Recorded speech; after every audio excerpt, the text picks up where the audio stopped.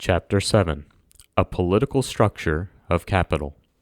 In this chapter, I will discuss briefly some general political principles that stem from the moral imperative of the production of capital, to argue what is the political structure of society guided by such a moral imperative. This chapter is only an overview of such principles and not a complete outline of its mechanics. I will argue for guiding principles that I believe serve as an improvement to current political principles, at least in regards to the production of capital. The specific mechanics of these political principles is left to future works. Regardless of what moral theory we believe, it is clear that we individually benefit from cooperation with others, to work with others in mutually achieving our individual goals. When people come together for mutual gain, they agree to a set of rules in order to cooperate. The more aligned the goals of these individuals are, the more easily they can form agreeable rules and work together. They form a social contract that binds their actions. Even though such bindings are costly, for productive social arrangements, the benefits of cooperation outweigh the costs. To act outside the bounds of the contract, to fail to abide by those agreed upon rules, is to break their contract, ending their cooperation. These social contracts are formed for friendships, relationships, marriage, business, organizations, communities, and even society as a whole. Regarding societies, constitutions are formulated that institute governments to establish and enforce the rules of those individuals forming society. This is the case for federal governments, where the government is granted authority through the consent and support of its constituents. Of course, many governments have formed not federally and consensually, but instead through force and conquest. It is an unfortunate, but true, aspect of nature that violence has great economies of scale. That those who specialize in violence can better attain property through forcibly seizing it from others than it is to specialize in producing such property individually. As such, those individuals who specialize in production rather than violence come together principally to secure their property and person from theft, invasion, damage, and destruction, those environmental factors outlined previously that can negatively affect the capital of their property. They fund and institute a federal government that secures their property rights. The establishment of property rights being the best set of rules for which these productive individuals can mutually attain the property they wish to create. This federal government, now the monopolization of force, enforces the rule of law mutually agreed upon by its constituents. If these laws are broken or property rights are violated, rather than going to war with the suspected perpetrator, the affected constituent appeals to this government to protect their property, enforcing the property right. This federal government, not sovereign over its constituents, but instead subject to them, is their servant to accomplish these goals. Political rights are established among those individual constituents to maintain such sovereignty and authority over government.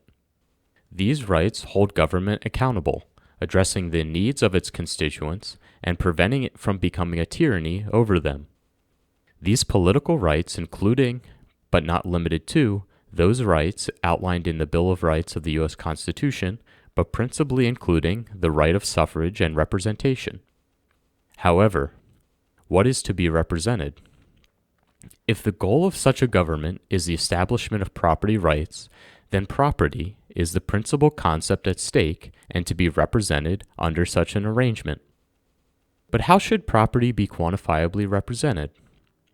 We don't principally quantify property by its weight, size, or number, but instead by its capital. To have more capital is to have more property at stake in society.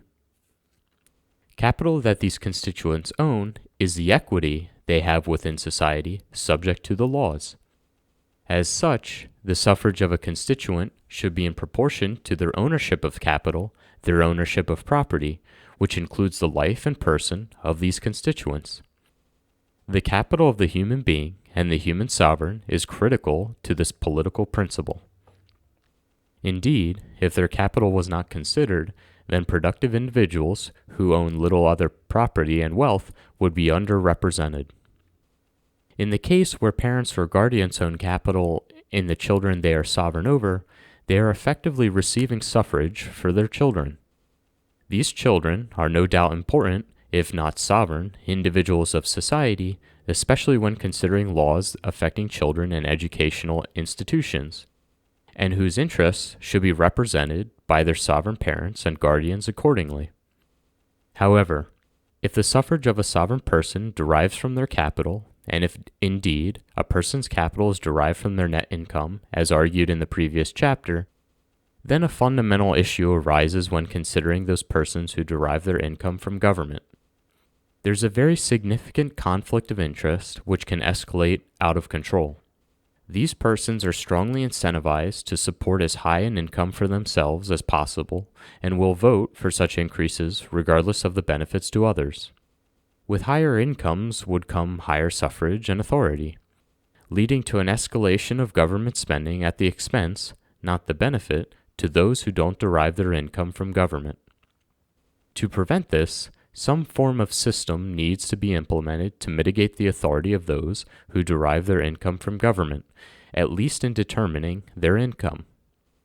An example of this problem can be found in the free market with regards to corporations.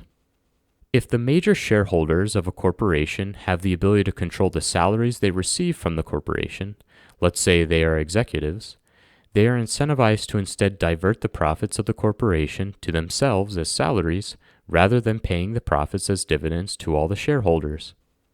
Consider an executive of a business who owns 55% of the shares of the business.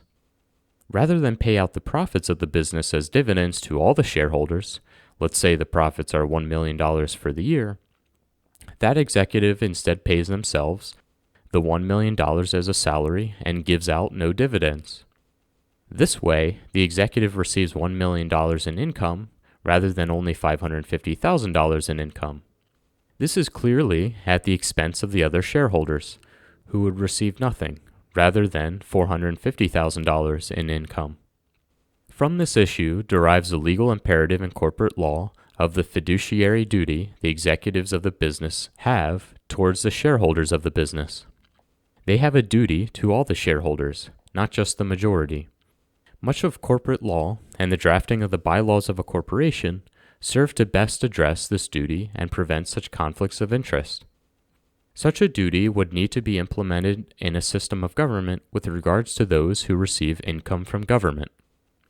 However, the mechanics of such a system I leave to future works considering its arguably significant complexity. Capital being a quantification of life and property, it can thus serve as a principle to the enforcement of property rights. In the creation of laws and enforcement that protects and regulates life and property, it is principally capital that is to be regulated. Just as the production of capital posits that an individual calculates which of their actions is to produce the most capital for their self, the production of capital posits that society calculates and implements which laws and regulations will create the most capital for society. The calculation of the greatest amount of capital for society is the best principle in enforcing the property rights of the constituents of society, because in accounting for capital, society is accounting for property. As shown in the nature of capital, the capital of property is a function of its environment, principally of which are the laws that regulate and protect property, which affects the property of many property holders. Naturally, such laws will increase the capital of some and decrease the capital of others. The production of capital posits it is only those laws that will on the whole of society create more capital than is lost that are justified. Again, going back to the fiduciary duty of government to all property holders, a system will need to be implemented to consider the capital of all property holders and not just the majority. Arguably, a system that requires the consent and support of a significant majority, perhaps 75% or greater, would need to be implemented rather than just a simple majority. Since government is not free, to the extent capital is to be protected and regulated, is to the extent resources are needed for such management and enforcement. As such, taxation should be in proportion to capital. So for those constituents who have more capital to be protected, they should pay taxation in proportion to the capital they own. Taxation is the price of property rights. Taxation is the moral justification for why owners of capital should be sovereign over government, because they provide for it.